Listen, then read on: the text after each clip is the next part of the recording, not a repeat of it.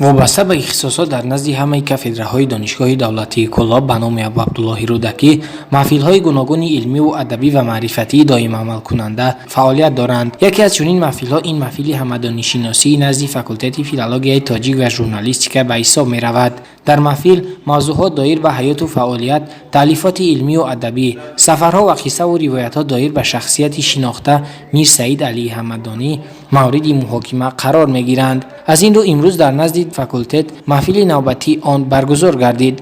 تاریخ 17 می سال جاری در نزد فاکولته فیلولوژی تاجیک و ژورنالیستیک دانشگاه دولتی کلاب محفل دائم عمل کننده همدانشناسی جلسه نوبتی خود را دایر نمود.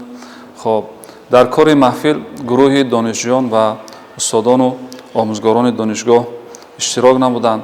مسئله‌های مبرم و جالب دقت مورد بررسی و آموزش قرار گرفتند.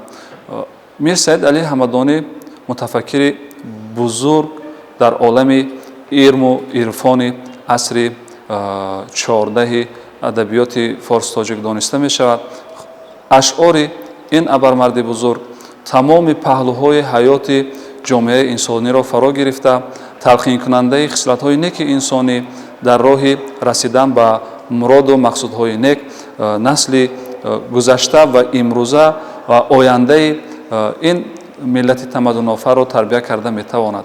در محفل صادق خو یارعلی نامزد علم‌های فیلولوژی دوسنت کافدرای ادبیات تاجیک، محمد جان عبدالواحد معلم کلان کافدرای عمومی دانشگاهی زبان تاجیکی، قربان محمدی آموزگار کافدرای پسیخولوژی دانشگاه و هیئت دانشجویان اشتراک نمودند. نخست سخن را راهبر محفل صادق خو یارعلی آغاز نمودند. دایر شخصیت شناخته و معروف سعید علی همدانی سخنرانی نمودند.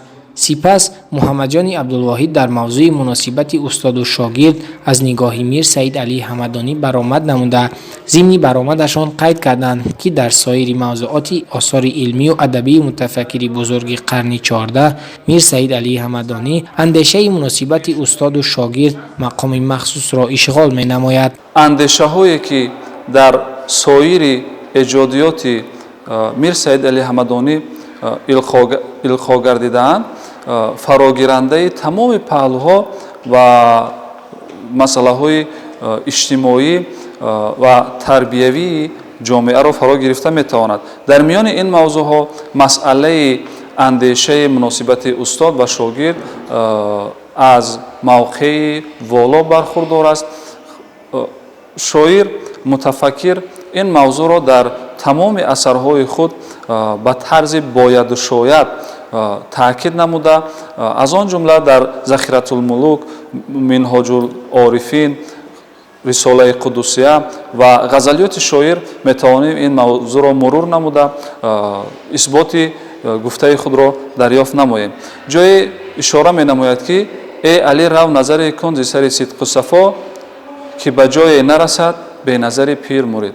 از این گفته برمیآید که مسئله حرمت و احترام و رو آوردن به استاد و قدر و زحمت آن را احترام کردن از مسائلی هست که سراپای اشعار میر سعید علی همدانی را فرا میگیرد و ما نسل جوان را وادار بر آن میسازد که از آثار پرغناوت این ابرمرد علم و هنر آموزیم و توانسته باشیم با دانش‌های آموخته خود در پیشبرد زندگی خود و تعلیم و تربیت درست نسل نورس سهم گذار باشیم. باید ذکر نمود که تجربه زندگی، فعالیت شاگردی و احساس مهر و محبت و سهم استادان در برکمال رسیدنش سعید علی همدانی را وادار نموده است که دایر به موضوع مناسبت بین استاد و شاگرد هم عقیده های جالب دقت بیان نماید. همچنین در محفل قربان محمدی آموزگار کافدرای پسیخولوژی در موضوع بعض اندیشه های روانی از نگاه میر سعید علی همدانی و منیسه محمد ربی دانشجوی سال یکم اختصاص روزنامه‌نگاری در موضوع موقع زن در آثار علی همدانی سخنرانی نمودند. در آخر محفل با سوال و جواب و مذاکره های بین استادان و دانشجویان به اتمام رسید.